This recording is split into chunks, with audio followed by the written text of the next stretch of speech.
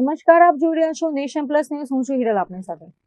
હોળી બાદ છોટાઉદેપુર જિલ્લામાં આદિવાસી સમાજનો સૌથી મહત્વનો અને રંગબેરંગી તહેવાર સમાન ઘેરનો મેળો યોજાયો હતો, જેને નિહાળવા માટે કવાંટમાં દેશ વિદેશના પ્રવાસીઓ ઉમટી પડ્યા હતા. વર્ષો જૂની શ્રદ્ધા અને અનોખી પરંપરાઓ સાથે આજે કવાંટ ખાતે ભવ્ય ઘેરનો મેળો યોજાયો હતો. ઘેરના મેળા પાછળ આદિવાસી સમાજની ગાઢ આસ્થા જોડાયેલી છે. સુખ, શાંતિ અને બીમારીથી રક્ષણ માટે લોકો અહીં માનતા રાખતા હોય છે. હોળી પ્રગટ્યા બાદ 5 દિવસ સુધી કઠિન તપસ્યા અને જંગલમાં રહી ઉપવાસ કર્યા બાદ આ ઘેરૈયાઓ ગામો ગામ ફરી ઘેર ઉઘરાવે છે. ઢોલ અને મંજીરાના તાલે યુવાનો શિસ્તબદ્ધ રીતે ઘેર રમી પોતાની પરંપરાને જીવંત રાખે છે. જય આદિવાસી, જય જોહાર. આજે આપણા ગામના કવાંટ તાલુકાની અંદર અમે રૂંબડિયાથી ઘેર ભંગુરીઓ જોવા માટે તૈયાર થઈને પોતાના ડ્રેસ પ્રમાણે અમે અહીંયા કવાંટમાં ઘેર મેળો જોવા આવી રહ્યા છે. અને જે આ ઘેરિયા જે બની રહ્યા છે એ પોતાની જે માનતાઓ હોય અને કોઈ બી સુખ શાંતિ માનવા માટે એ લોકો ખાટલે ઊંઘતાની હોય, જમીન પર ઊંઘતા હોય, એ ભૂખ્યા હોય, અઠવાડિયા સુધી અપાસ રાખતા હોય છે.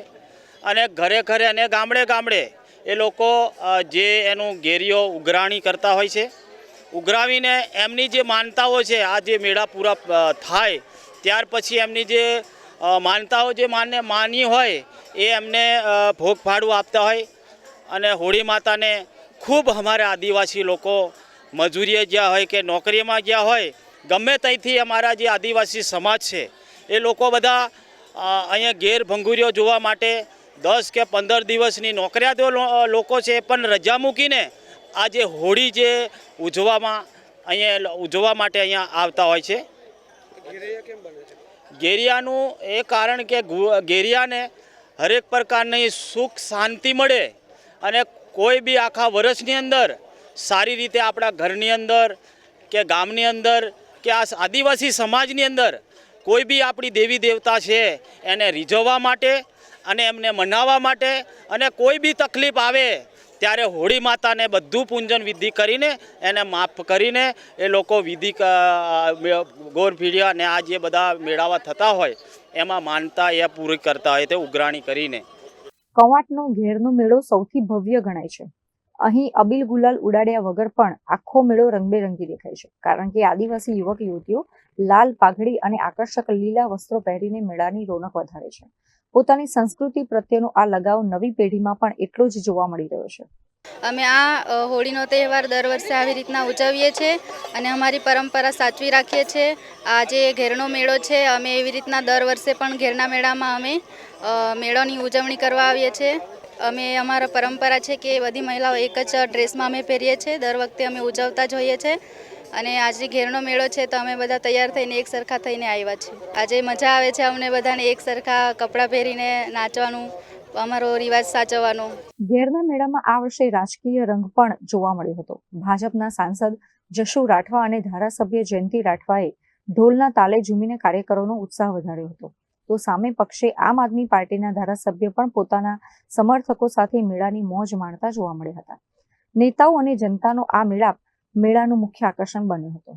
હોળીનું પર્વ એટલે આદિવાસીઓનો મુખ્ય તહેવાર.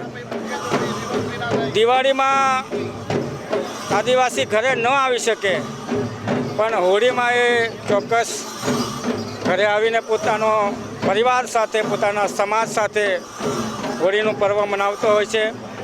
ત્યારે હોળીના પહેલાં 7 દિવસમાં ભંગુરિયાઓના મેળા થાય છે અને હોળી પછીના 6 દિવસ સુધી ચૂલના મેળાઓ થાય છે. અને એમાંય આ આદિવાસી સમાજનું ગૌરવ, રાઠવા સમાજનું ગૌરવ, છોટાઉદેપુરનું ગૌરવ એવો કવાંટનો વિશ્વવિખ્યાત ઘેરનો મેળો એ આજે યોજાઈ રહ્યો છે. ત્યારે હું સમગ્ર દેશવાસીઓને આ ઘેરના મેળાની ખૂબ ખૂબ શુભકામના પાઠવું છું અને અભિનંદન આપું છું. અને પ્રકૃતિ સાથે જોડાઈને આપણે સૌ સાથે મળીને આ ઘેરના મેળાને ઉજવીએ એવી સૌને, સમાજને પણ અપીલ કરું છું અને અભિનંદન આપું છું. હું ભારત સરકાર અને ગુજરાત સરકારનો આભાર માનું છું કે છોટાઉદેપુરનું ધરોહર અને વિશ્વવિખ્યાત તરીકે આ કવાંટના ઘેરનો જે મેળો છે એની સ્મૃતિઓને ટપાલ ટિકિટ પર જે ચિહ્ન આપવામાં આવ્યું છે અને પેજ કવર તરીકે પણ વિશેષ કવર તરીકે પણ આપવામાં આવ્યું છે, ત્યારે હું ખૂબ લાગણી અનુભવું છું. અને ગઈકાલે આ વિમોચન થયું ત્યારે માન્ય મુખ્યમંત્રી ભૂપેન્દ્રભાઈ પટેલની સાથે હું પણ ઉપસ્થિત હતો અને હું ખૂબ ગર્વની લાગણી અનુભવું છું. ઘેરના મેળામાં લાખોની જનમેદની વચ્ચે કોઈ અઘટિત ઘટના ન બને તે માટે પોલીસ તંત્ર પણ સજ્જ જોવા મળ્યું હતું. જિલ્લા પોલીસ વડાની સીધી દેખરેખ હેઠળ ચુસ્ત બંદોબસ્ત ગોઠવવામાં આવ્યો હતો. 2026 6મી માર્ચના દિવસે કવાંટમાં વિશ્વવિખ્યાત ઘેરના મેળાનું આયોજન થયું છે, જેની ઉજવણીના ભાગરૂપે જિલ્લા પોલીસ ખડા પગે તૈનાત છે. જિલ્લા પોલીસના 763 પોલીસ અધિકારીઓ, કર્મચારીઓ, હોમગાર્ડ, જીઆરડીના જવાનો આ બંદોબસ્તના કામે ડ્યુટી પર લાગેલા છે. આ બંદોબસ્ત આ મેળાની અંદર હજારોની સંખ્યામાં આજુબાજુના ગામડાના લોકો, મધ્યપ્રદેશના ગામડાના લોકો આવી રહ્યા છે અને હાલ મેળાની ઉજવણી શાંતિપૂર્વક રીતે ચાલી રહી છે. આમ કવાંટ ઘેરનો મેળો ફરી એકવાર આદિવાસી સમાજની એકતા, શ્રદ્ધા અને સાંસ્કૃતિક વારસાનો સાક્ષી બન્યો છે. આ મેળો સાબિત કરે છે કે આધુનિકતાના યુગમાં પણ આદિવાસી સમાજ પોતાનું મૂળ અને પરંપરાઓ સાથે મજબૂતી સાથે જોડાયેલો છે. Rehan Patel, nation plus news, Chhota Udepur. સમાચારોના સતત અપડેટ મેળવવા માટે અમારી નેશન પ્લસ ન્યૂઝની યુટ્યુબ ચેનલને સબસ્ક્રાઇબ કરો, બેલ આઇકન દબાવો અને જોડાયેલા રહો ફેસબુક, ઇન્સ્ટાગ્રામ અને ટ્વિટર પર.